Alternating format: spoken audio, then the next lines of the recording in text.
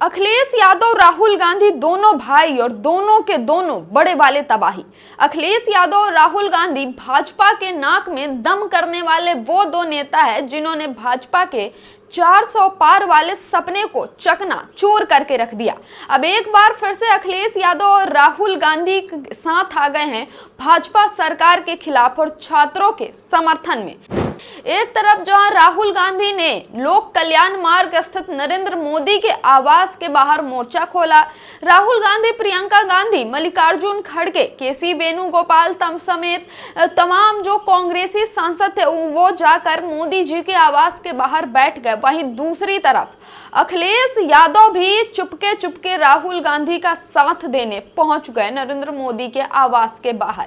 दोनों भाई मोदी जी के आवास के बाहर बैठकर जमकर नारेबाजी कर रहे थे कि छात्रों पर लाठी कैसी चलाई, छात्रों पर अत्याचार कैसे किया, और इस तरह से नारेबाजी कर रहे थे कि इस नारे की गूंज सदन के भीतर बैठे तानाशाह को भी सुनाई दे रहा था।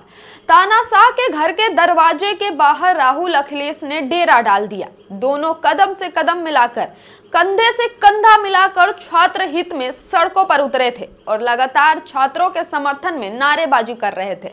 सरकार को झुकना भी पड़ा और राहुल गांधी के पास केंद्रीय मंत्री जितेंद्र सिंह को भेजना भी पड़ा था ये समझाने के लिए कि ये हाई सिक्योरिटी जोन है, यहाँ से हट जाइए, सरकार आपकी सारी बातें मानेगी। लेकिन राहुल गांधी, अखिलेश यादव तब तक इस जिद पर अड़े रहे कि छात्रों का खून बहा है, अब तो धर्मेंद्र प्रधान का इस्तीफा होना ही चाहिए। और धर्मेंद्र प्रधान क्या, अब तो अमित शाह का भी इस्तीफा मांगेंगे, जिस तरह से उन्होंने छात्रों पर अत्याचार किया है, अपने पुलिस से छात्रों को पिटवाया है।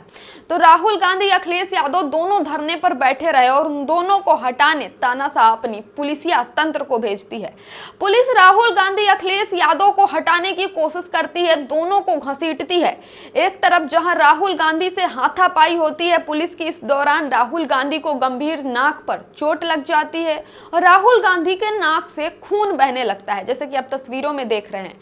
वहीं दूसरी तरफ अखिलेश यादव को तो 5-5 पुलिस वाले भी पकड़ नहीं पाते हैं। अखिलेश यादव इतने फुर्तीले हैं, आपको याद हो तो इससे पहले अखिलेश यादव को जब पुलिस वालों ने पकड़ने की कोशिश की थी तो अखिलेश यादव बैरिकेड फांद गए थे, और इस बार अखिलेश यादव को 5-5 पुलिसकर्मी भी मिलकर पकड़ नहीं पा रहे थे। खैर, कैसे भी अखिलेश यादव को बस के भीतर बैठाया गया तो अखिलेश यादव बस के बोनट पर जाकर बैठ गए, जिससे बस के आगे वाले शीशे से अखिलेश यादव साफ साफ दिखाई दे रहे थे और एकदम मदमस्त अंदाज में अखिलेश और राहुल नजर आए, जैसे उन्हें पता हो कि देश का तानाशाह अब डर गया है, देश के तानाशाह की गद्दी अब हिल रही है और कुर्सी ज्यादा देर तक उसके पास नहीं रहने वाली है। अखिलेश यादव मजाकिया अंदाज में पुलिस से यह भी पूछते हुए नजर आए कि भाई हमें कहां लेके जा रहे हो, तो पुलिस वाला मुस्कुराते हुए कहता है कि जहां ऊपर से आदेश आएगा हम वहीं आपको लेकर जाएंगे। यानी अखिलेश और राहुल को छत्रसाल स्टेडियम लेके जाया जाता है गिरफ्तार करके। जैसे ही ये बात पहुंचती है कि अखिलेश राहुल को छत्रसाल स्टेडियम लेके जाया जा रहा है, लाखों कांग्रेस समर्थकों की भीड़, हजारों सपा समर्थकों की भीड़ छत्रसाल स्टेडियम के बाहर पहुंच जाती है।